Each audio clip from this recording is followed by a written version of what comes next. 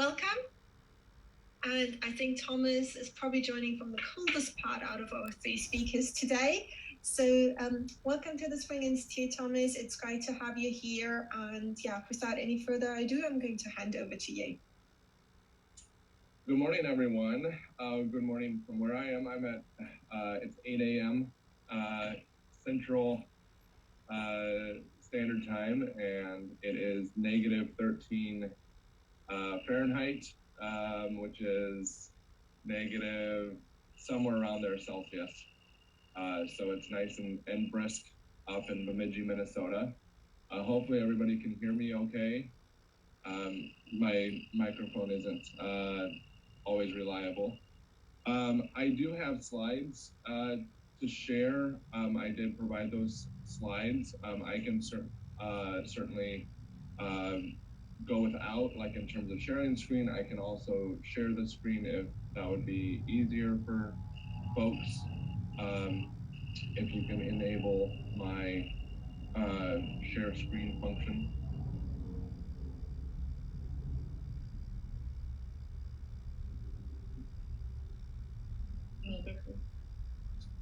While you're doing that, I'm sharing my work with the social identity approach to disability.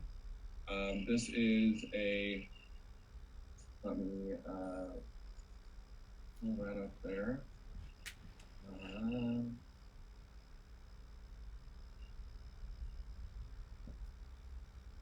It should work, Thomas. It's enabled. Okay, so can you see that? That should be the screen with the slides on it. Good.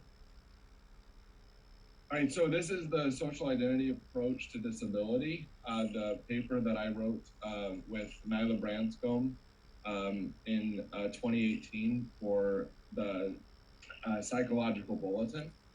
And I wanted to provide just a little bit of background and context for that first, for all of the grad students in the Institute today, because this was a paper that took a lot of, it was about 5 years in the making. And so one of the things that I think is important about this paper is the way that I went about my grad training in social psychology. I'm a social psychologist and I'm a professor of social and multicultural psychology, but I read a lot of disability studies literature to start my grad training. So I went in the first 2 years of my PhD training, I read mostly stuff that was not in social psychology.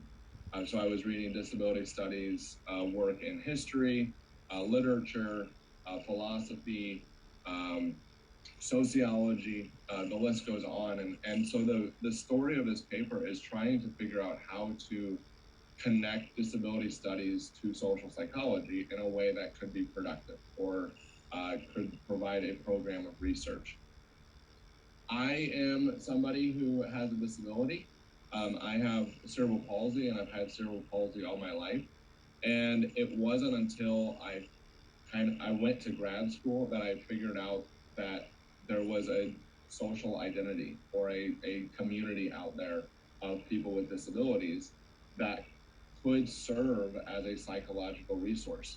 And so it was kind of also a personal project, this paper was, in terms of how I could bring more substance and knowledge to the experience of disability for those in academic spaces, for those people with disabilities in academic spaces.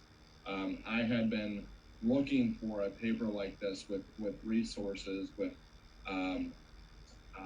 connection to disability for a long time, and most of the stuff that's written traditionally is from a non-disabled perspective about people with disabilities. And so I think that was one of the motivations behind this as well.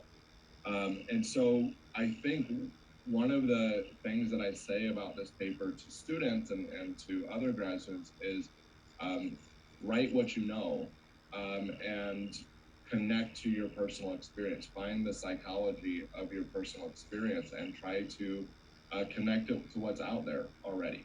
And don't be afraid to be interdisciplinary with your work. I know that there's a tendency to want to reproduce, what's going on in the lab or that sort of thing, but there's a lot of ideas out there, and synthesizing disparate ideas is a big part of knowledge production that we and the innovative knowledge production that we are attracted to as scholars. So I just wanted to give that little bit of background before kind of doing a quick review of what we talk about, and then I will turn it over to some questions or some discussion here. Hopefully in the time allotted. I am long-winded, so I will try to be brief. The biggest challenge of this work is going against the grain as far as identifying a disability group, a psychological group. And this goes all the way back to Roger Barker, a relatively notable social psychologist, who indicated, as you can hopefully find in this paragraph, an impression about that there is no group for people with disabilities. The last sentence reads, "He is almost inevitably an isolated individual who must meet the limitations of his underprivileged status, the limitations which his underprivileged status imposes, without the possibility of group support." Okay? And so this is Roger Barker, assumedly a non-disabled psychologist, writing about this in the 1940s. But we've seen evidence of this, and I've seen evidence of this with my own eyes, in terms of in my own senses, experiencing this in the real world, that there is solidarity within the disability community, especially in the 21st century. We have polling evidence that 74% of people with disabilities feel some common identity with one another. We have the disability rights movement in the US and in the UK, and also more globally, disability rights movement. We also have social media and hashtag communities that indicate people finding each other with these common experiences and experiencing solidarity against illegitimate oppression. So in calling upon this evidence and trying to connect that to social psychology, I was working with my advisor, who is a social identity researcher. And so that was the big step, is trying to translate this into what we know about social identities proper in social psychology. And the social identity approach constitutes a really big domain for this. There are two kind of sibling theories. For those of you who aren't familiar with social identity or the social identity tradition in social psychology, there's the social identity theory, which you may have heard about as being the thing that also produces a lot of group conflict. That's what we learn about in the Intro to Psychology and Social Psychology, is this social identity theory, but there's more to it than that. And then the self-categorization theory, which is it's a cognitive theory that helps to explain when and to what effect it is that we become group members.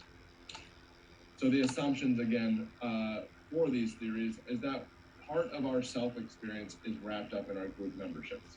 So to the degree that we are social creatures, our self has different parts to it, and part of those parts are our group memberships.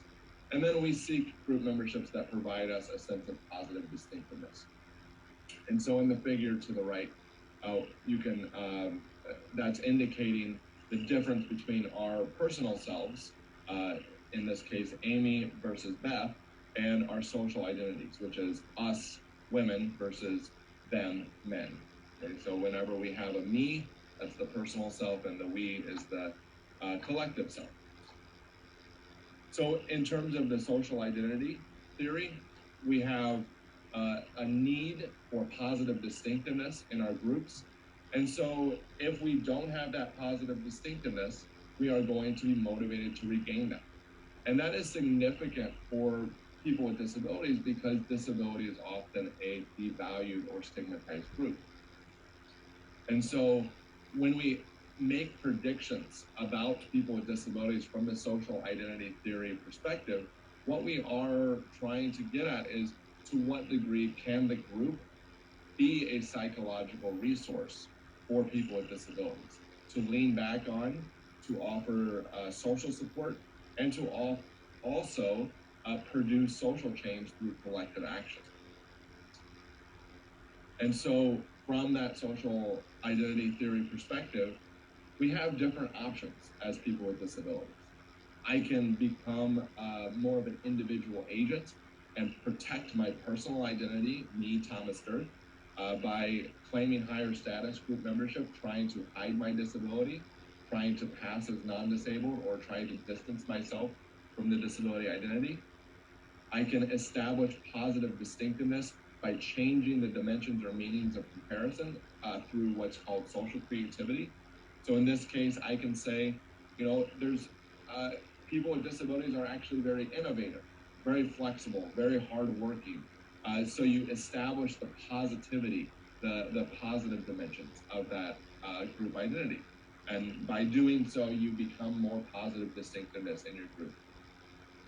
Alternatively, you can engage in social competition, which is what we see with the disability rights movement. So in this case, we're going to see conflict. We're going to see antagonizing or agitating for change so that people with disabilities are treated with more parity in society. Within this perspective, we differentiate these between the individual coping strategy and the collective coping strategy. So the collective coping strategies are those that lean into group memberships, whereas the individual coping strategy is more distancing yourself from the group. And this is what we outline in the first part of the Dirth and Branscombe paper in terms of how and when people would pursue these different strategies.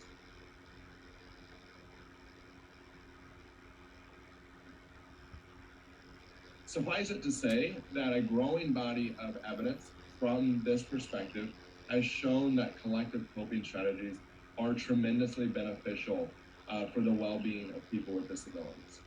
And not just the well-being, but also for things like collective action, engaging in organizational behavior that can institute change. For example, positive identification does predict collective action intentions. Stronger identification predicts lower anxiety and psychological distress. Pride predicts higher well-being in the U.S. Compared to a Spanish context. That paper by Salo Fernandez and Nyla Branscombe and colleagues is a very wonderful paper in terms of a global comparison of how culture shapes these processes. And then disability pride or positive identification buffers the negative consequences. So to the degree that you experience stigma, stronger identification buffers the sting of that stigmatization.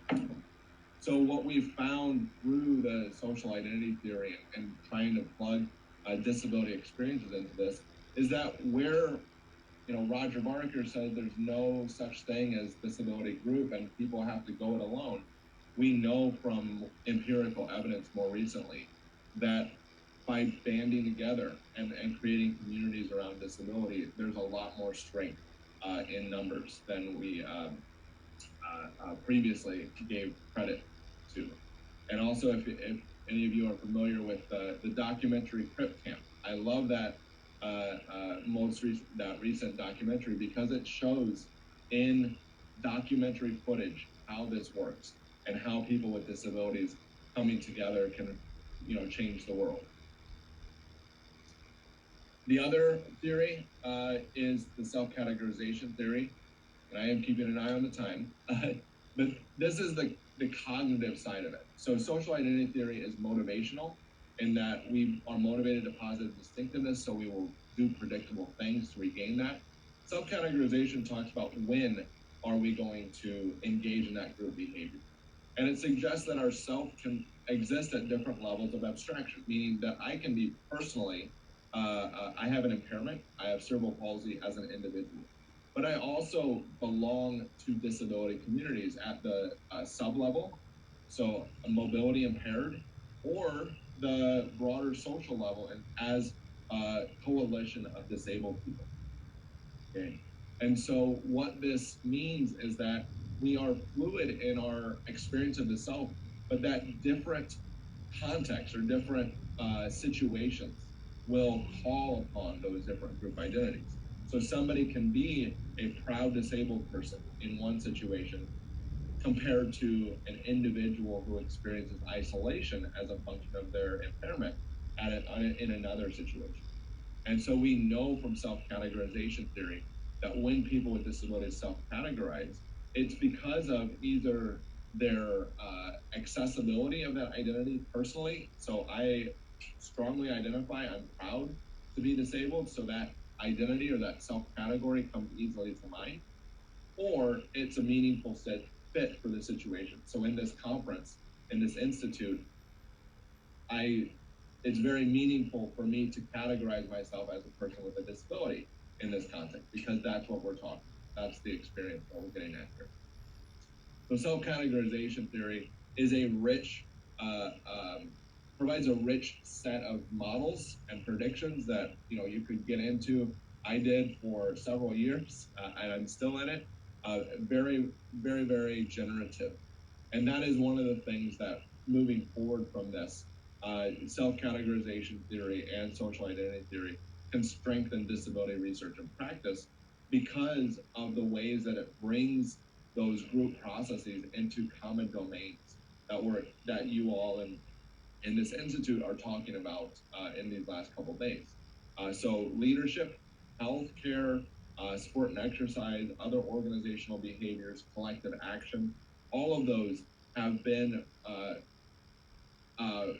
created anew with the social identity approach. That's why there's a lot of these books that are called the new psychology, because it's reinvigorating those areas through that social identity approach.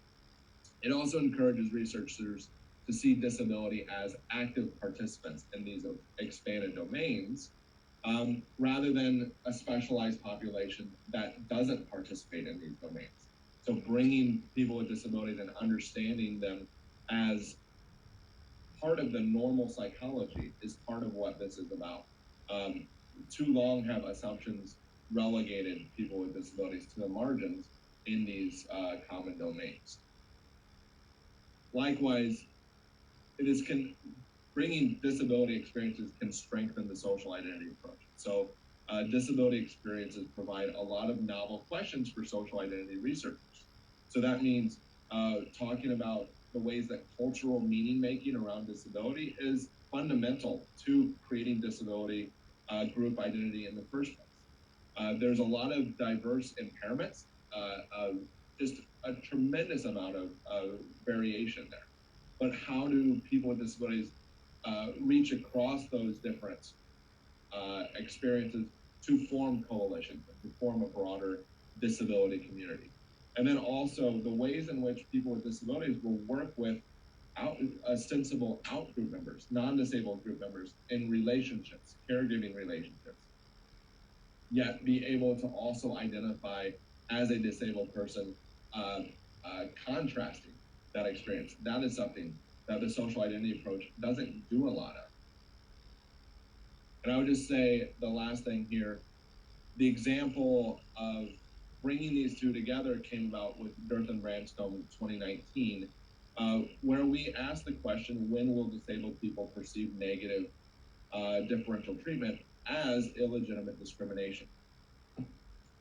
One of the problems is that differential treatment is legitimized as just the way it is, especially when the medical model is brought in, because it's unfortunate, but just the way that it is. But people with disabilities can construe that differently and say, this is wrong and we need to change it.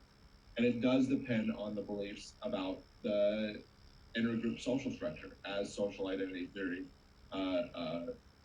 predicts.